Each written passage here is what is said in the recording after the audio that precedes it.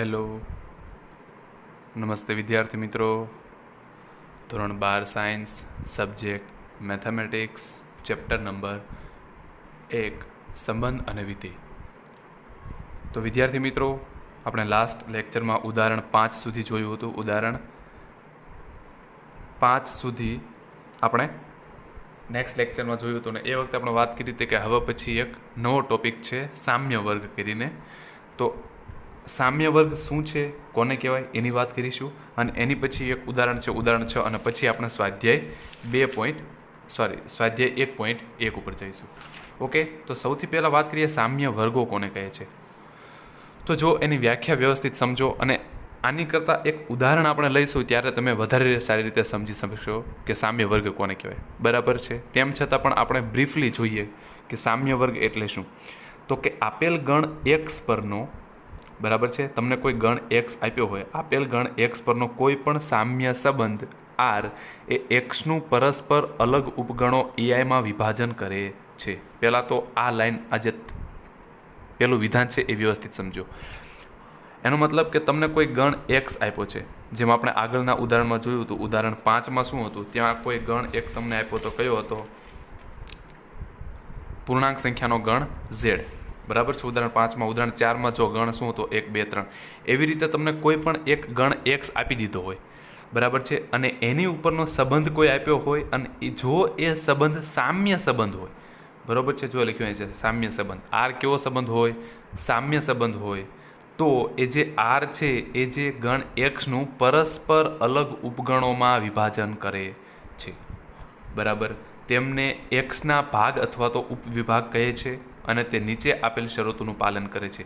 જે આ ગણ એક્સ છે ને, ગણ એક્સ બરાબર તમને કોઈ પણ ગણ આપી દીધો હોય, બરાબર છે, ધારી લઈએ કે ધારો કે તમને એક્સ બરાબર એક ગણ આપ્યો છે 1, 2, 3, 4, અને એની ઉપર એક સંબંધ તમને આપ્યો છે, અને એ જે સંબંધ છે આર એ સ્વવાચક, સંમિત અને પરંપરિત થાય છે. એનો મતલબ કે આર સામ્ય સંબંધ થાય છે, બરાબર છે. આર સામ્ય સંબંધ હોવો ખૂબ જરૂરી છે.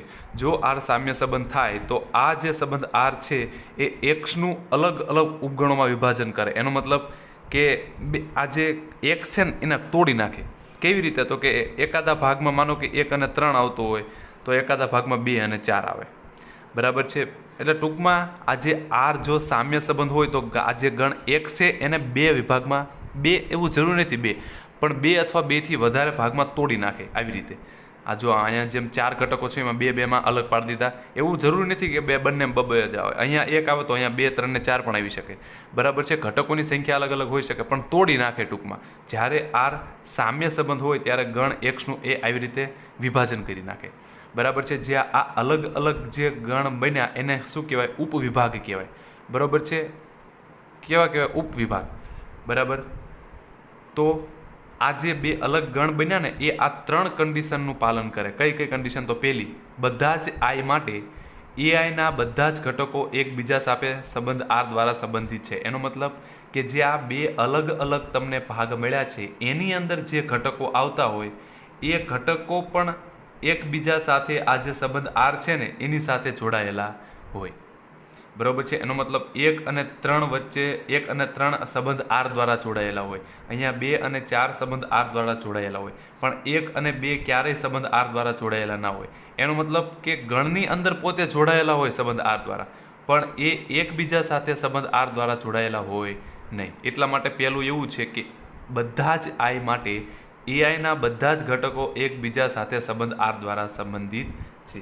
એનો મતલબ કે આની અંદરના ઘટકો સંબંધ આર દ્વારા સંબંધિત હોય અને આની અંદરના ઘટકો સંબંધ આર દ્વારા સંબંધિત હોય, પણ ક્રોસમાં ના હોય, બરાબર છે. આની સાથે ક્યારેય ના હોય. બીજી કન્ડિશન જોઈએ કે જો આઈ ડઝ નોટ ઇક્વલ્સ ટુ જે, એનો મતલબ કે જ્યારે 2 અલગ અલગ હોય, બરાબર છે. આઈ ડઝ નોટ ઇક્વલ્સ ટુ જે એનો મતલબ કે આ જ્યારે બંને અલગ અલગ હોય તો એઆઈનો એક પણ ઘટક એ જેના કોઈ પણ ઘટક સાથે સંબંધ આર દ્વારા સંબંધિત નથી. જે વાત કરી કે જો અહીંયા જે ઘટકો છે ને એ અંદરો અંદર એકબીજા સાથે સંબંધિત હોય, પણ અંદરો અંદર એકબીજા સાથે સંબંધિત હોય પણ સામસામેના ગણ સાથે ક્યારેય સંબંધિત ના હોય. એનો મતલબ કે ગણ જો અલગ અલગ હોય તો સંબંધિત થશે નહીં, બરાબર. અને ત્રીજું એવું કહે છે કે જ્યારે આ જે અલગ અલગ ભાગ છે ને એનો તમે યોગ ગણ કરો, અહીંયા જો આ 1 3 છે, અહીંયા 2 4 છે, તો એનો યોગ ગણ કરો તો શું મળે? x પાછો મળી ગયો, 1 2 3 4, જો આ 1 3 2 4 બંનેનો યોગ ગણ કરો તો 1 3 2 4 એટલે 1 2 3 4 મળી ગયો. અને છેદગણ ખાલી ગણ આવે, એનો મતલબ કે બંનેના છેદગણમાં કોઈ દિવસ કોમન ઘટક હોય નહીં. અહીંયા જો 1 3 છે, અહીંયા 2 છે, એનો મતલબ આ બંનેનો છેદગણ કેવો થશે? ખાલી ગણ 5. બરાબર. તો ફરીથી એક વખત વ્યવસ્થિત સમજી લો, આખું ગોખવાની જરૂર નથી. તમને એક્ઝામમાં નહીં પૂછ્યા કે સામ્ય વર્ગની વ્યાખ્યા આપો ને એની 3 શરતો લખો, પણ જો એ તમને આવડશે તો આની પછીના દાખલા તમને આવડી જશે. કારણ કે આની પછીના દાખલો ઉદાહરણ 6 જે છે આની ઉપર જ છે, પણ ગોખવા જેવું કશું નથી. પહેલું કે તમને તો એક સંબંધ આપી જ દીધો હોય, બરાબર છે, એની ઉપર કોઈ પણ સંબંધ આર વ્યાખ્યાયિત કર્યો હોય, જો એ આર સામ્ય સંબંધ હોય, એનો મતલબ સ્વવાચક હોય, સંમિત હોય અને પરંપરિત હોય, જો સામ્ય સંબંધ હોય તો આ આર એક્સને તોડી નાખે. બરાબર છે. એ તોડીને અલગ અલગ ટુકડામાં એવી રીતે વિભાજન કરે કે જેથી આના એકેય ઘટક આમાં ન આવતા હોય અને આના એકેય ઘટક આમાં ન આવતા હોય. એનો મતલબ છેલ્લી કન્ડિશન સેટિસ્ફાય થઈ ગઈ કે યોગ ગણ કરો, જ્યારે બંનેનો યોગ ગણ કરો ત્યારે શું આવી જશે? આખો ગણ x, પણ છેદગણ શું આવશે? 5. કારણ કે આના ઘટક આમાં ના આવે, આના ઘટક આમાં ન આવે, તો છેદગણ શું થવાનો? 5. બરાબર. બીજી કન્ડિશન શું કહે છે?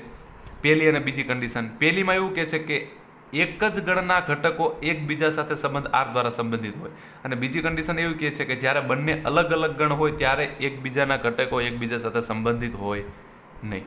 બરાબર. ઉદાહરણ જોઈએ એટલે તમને વધારે ખ્યાલ આવશે. ઉદાહરણ 6 જોઈએ કે તમને સંબંધ આર વ્યાખ્યાયિત કર્યો છે, ગણ તમને આપી દીધો છે. જો અહીંયા a બરાબર 1 થી 7, જેમ અહીંયા એક્સની વાત કરતા હતા એમ તમને ગણ આપી દીધો છે a બરાબર 1 થી 7, અને એની ઉપર સંબંધ આર આવી રીતે વ્યાખ્યાયિત કર્યો છે. આર બરાબર એવી ક્રમયુક્ત જોડ a અને b કે જ્યાં a અને b બંને અયુગ્મ અથવા બંને યુગ્મ છે. શું વાત કરે છે સમજો. અહીંયા ગણ તરીકે શું આપ્યું છે? a 1 2 3 4 5 6 7, એનો મતલબ a ઇઝ ઇક્વલ્સ ટુ 1 2 3 4 5 6 અને 7. આ તમને ગણ એ તરીકે આપી દીધું છે. બરાબર છે. હવે એની ઉપર એક સંબંધ આર આવી રીતે વ્યાખ્યાયિત કર્યો છે. આર બરાબર એવી ક્રમયુક્ત જોડ a અને b આવશે કે જ્યાં a અને b કાં તો બંને યુગ્મ હોય અથવા તો બંને યુગ્મ અથવા બંને અયુગ્મ. યુગ્મ એટલે શું? 2 4 6 8 એને યુગ્મ કહેવાય, 1 3 5 7 એને અયુગ્મ કહેવાય. બરાબર છે. તો આર વાત કરવાની છે આપણે, આવી રીતે સંબંધ વ્યાખ્યાયિત કર્યો છે. બરાબર છે. તો સાબિત કરો કે આર એ સામ્ય સંબંધ છે. પહેલાં તો અહીં સુધી સાબિત કરીએ. આર સામ્ય સંબંધ ક્યારે થાય? કે જ્યારે સ્વવાચક સંમિત અને પરંપરિત થાય. હવે કોઈ પણ સંબંધની સ્વવાચક સંમિત અને પરંપરિતની વાત કરી હોય ત્યારે આર ક્યાંથી ક્યાં ન હોય? તો કે આર પોતાનાથી પોતાના ગણ પર જ હોય. એનો મતલબ એ થી ક્યાં હોય? એ પર જ હોય. એનો મતલબ શું? એ થી એ પર એટલે ક્રમયુક્ત જોડમાં પહેલો ઘટક પણ એમાંથી ને બીજો ઘટક પણ એમાંથી. બરાબર છે. એ થી એ એટલે શું કરવાનું? એ ક્રોસ એની ક્રમયુક્ત જોડો તો શું મળશે? એ થી એ પર જ તે.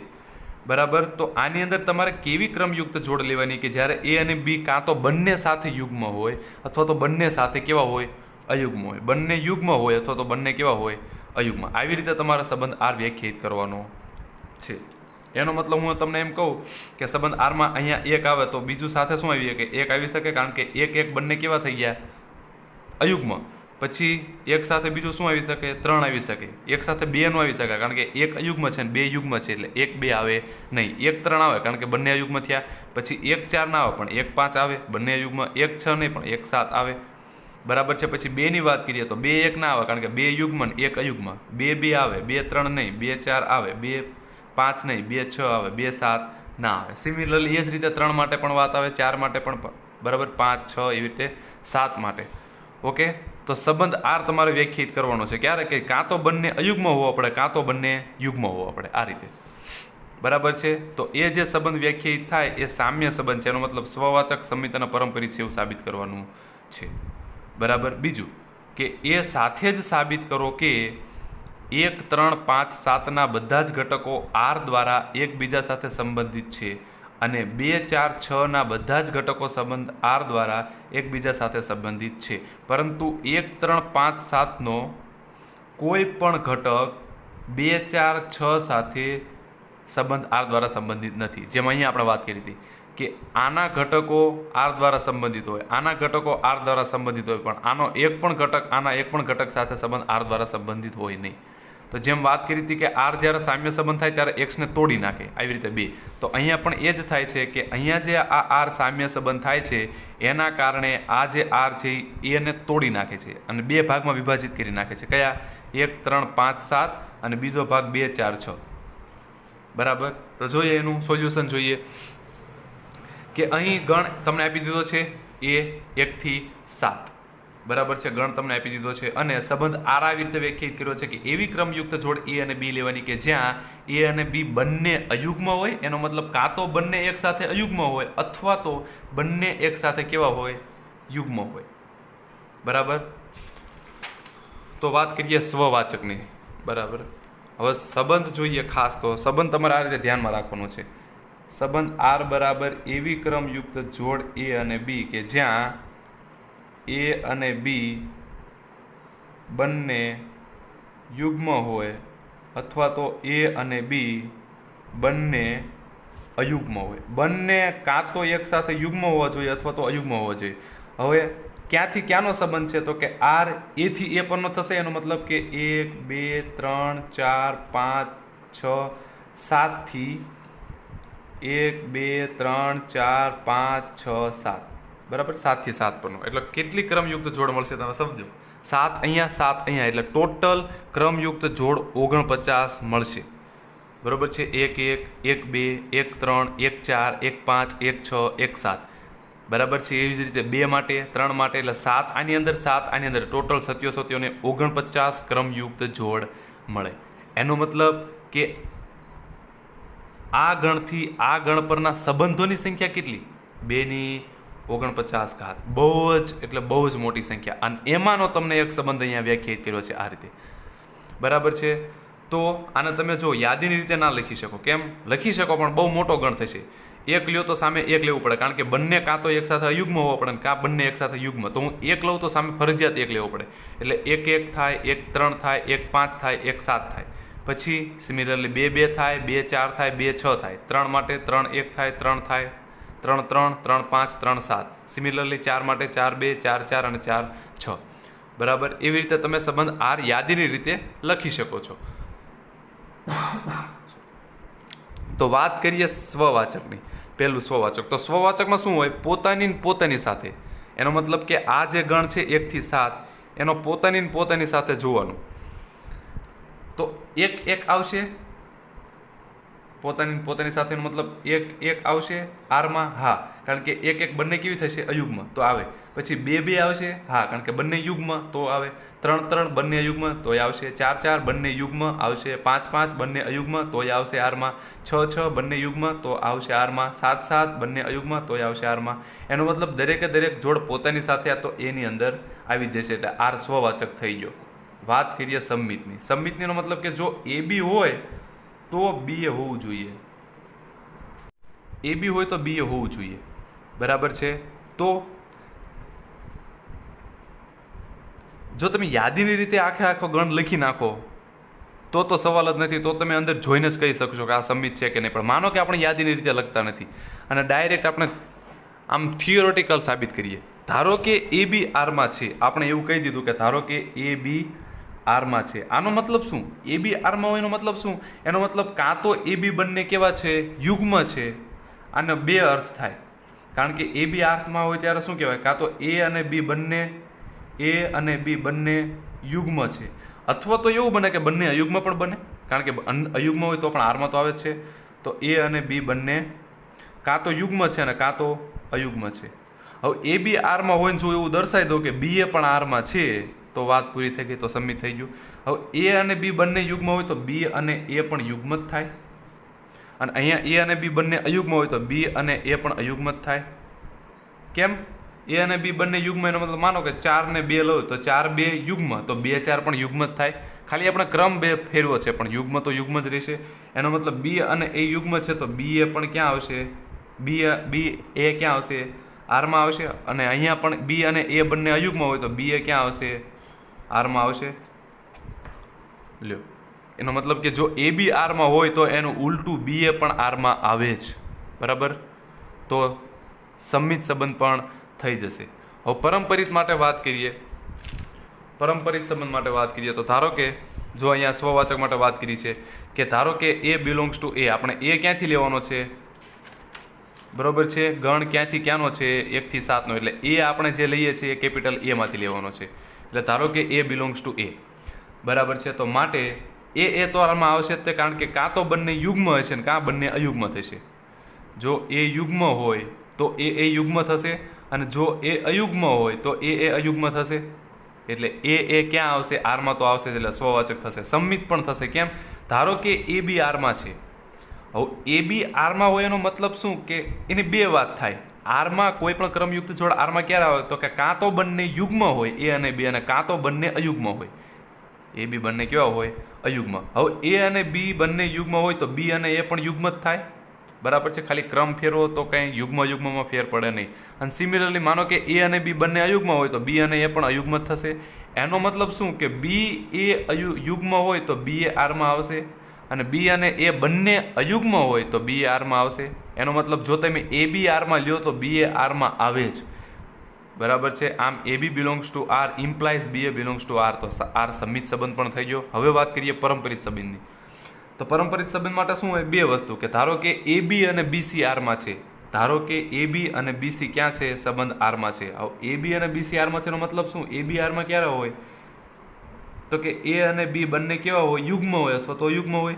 અને એ જ રીતે બીસી આરમાં ક્યારે હોય તો કાં બી અને સી કાં તો બંને યુગ્મ હોય અથવા તો બંને અયુગ્મ હોય. તો બી અને સી બંને યુગ્મ હોય અથવા તો અયુગ્મ હોય, બરાબર છે. તો આપણે બંને વારાફરતી લઈએ કે જો એ બી બંને યુગ્મ હોય અને અહીંયા બીસી પણ બંને યુગ્મ હોય તો એસી યુગ્મ જ થવાનું. આમાં આ જે ક્રમયુક્ત જોડ છે, જો બે વસ્તુ બને છે કે એ બી અને બીસી આરમાં છે એવું મેં લઈ લીધું, અને દર્શાવવાનું શું, એસી આરમાં હોવું જોઈએ. આપણો મુખ્ય ધ્યેય શું છે કે એ બી અને બીસી જો આરમાં હોય તો એ સી આરમાં હોવું જોઈએ. ઓકે, એ બી આરમાં છે એનો મતલબ શું, આ ક્રમયુક્ત જોડ આરમાં છે એનો મતલબ શું કે કાં તો એ અને બી બંને યુગ્મ હોવા જોઈએ અથવા તો બંને અયુગ્મ હોવા જોઈએ. તો એ અને બી બંને યુગ્મ અથવા તો અયુગ્મ. એ જ વાત બીસી માટે પણ થશે. બી સી આરમાં છે એનો મતલબ શું કે બી અને સી કાં તો બંને યુગ્મ હશે અથવા તો યુગ્મ હશે. તો બી અને સી યુગ્મ હોય અથવા તો અયુગ્મ હોય, બરાબર છે.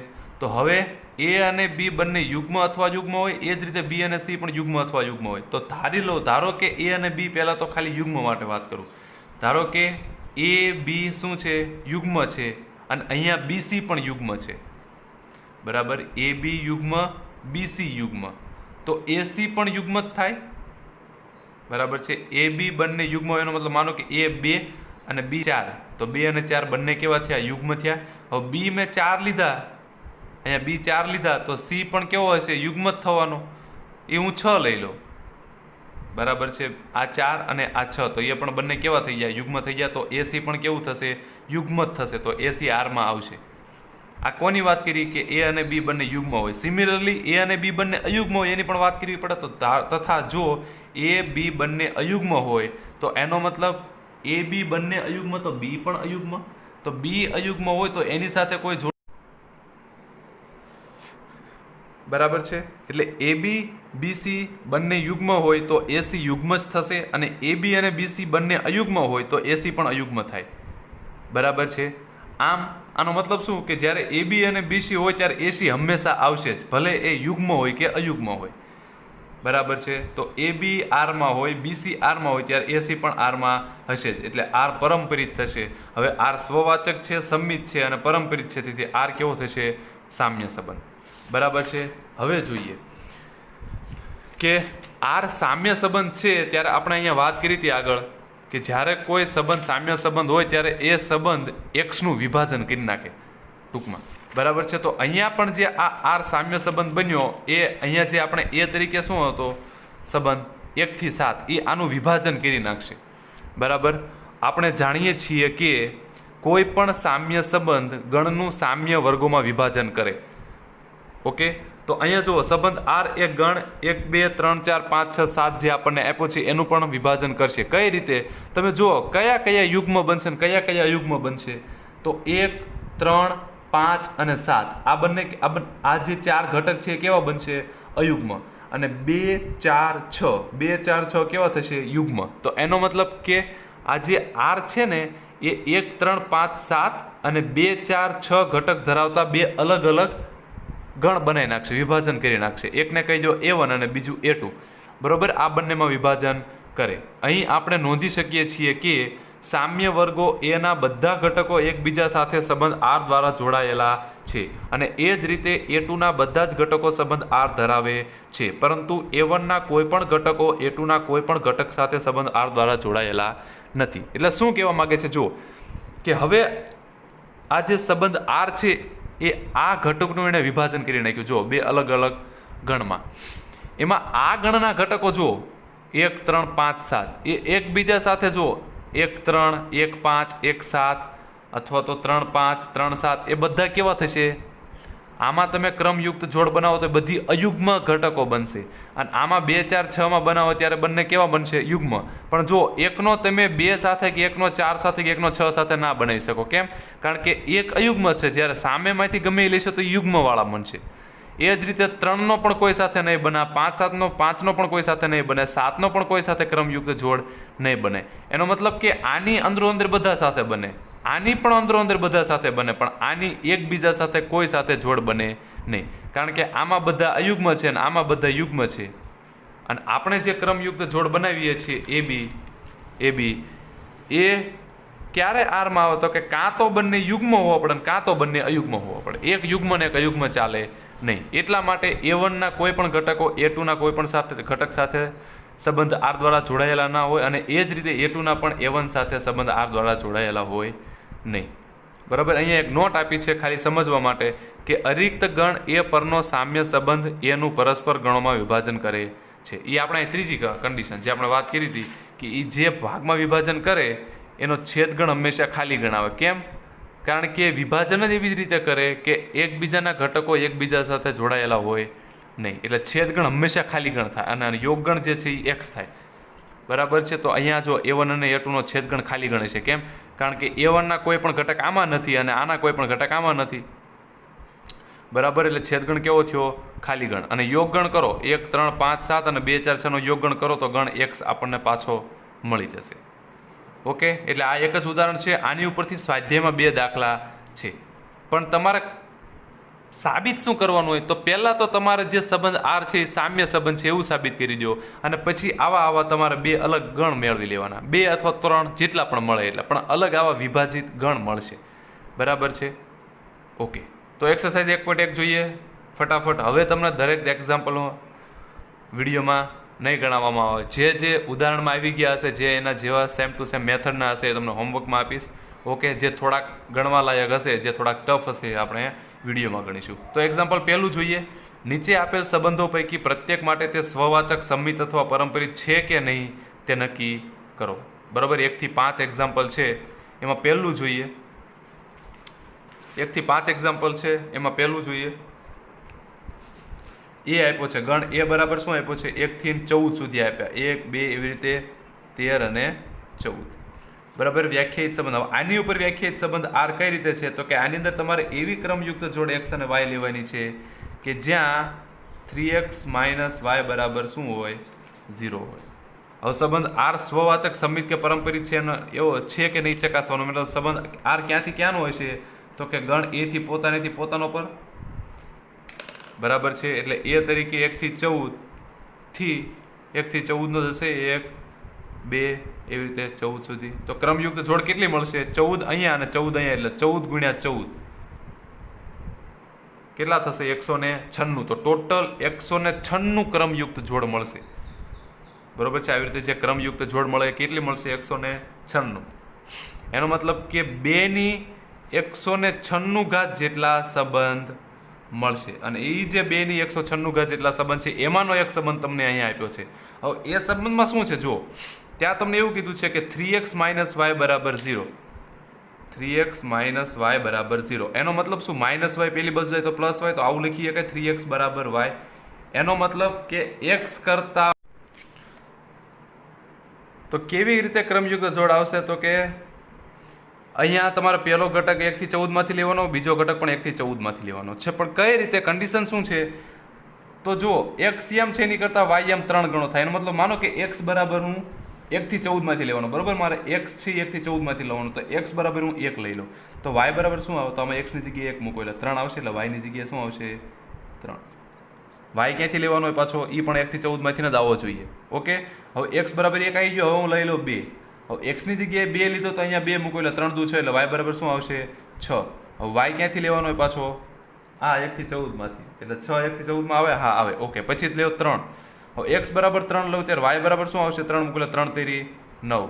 પછી 3 ની જગ્યાએ પછી x ની જગ્યાએ 4 લઉં, બરાબર છે. 4 લઉં ત્યારે શું મળે?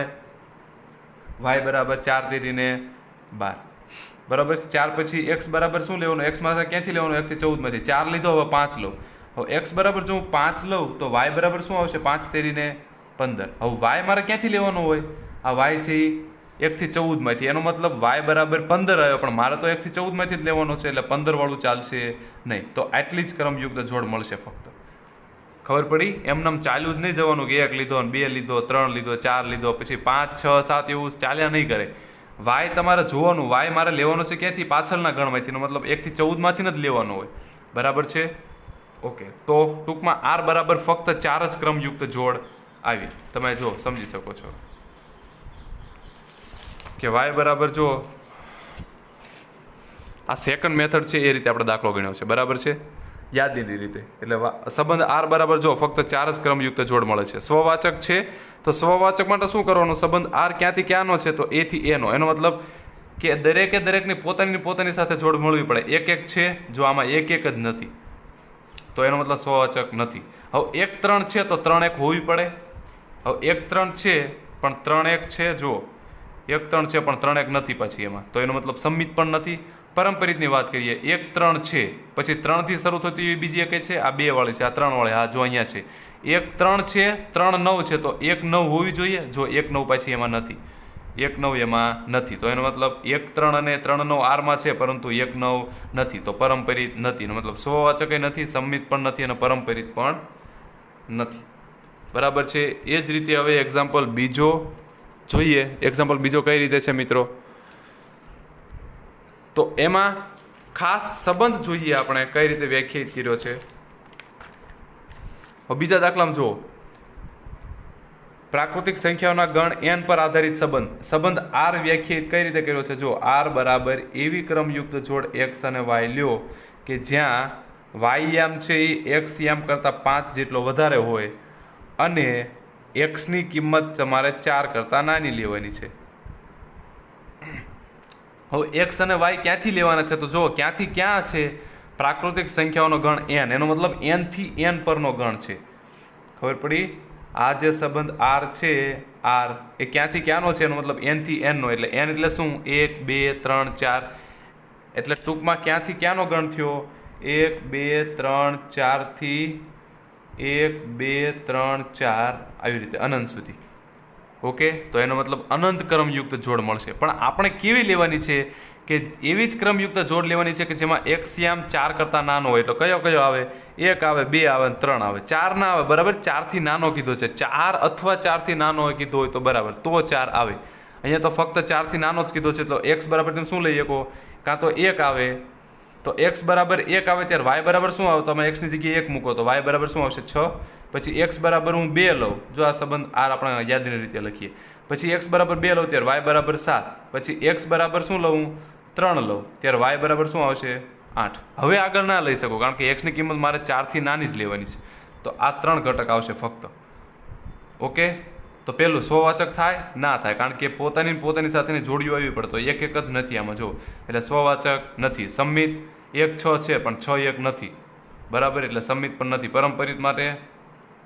પરંપરિત માટે જો આગળ. ઓકે, આ સંબંધ પરંપરિત થશે મિત્રો.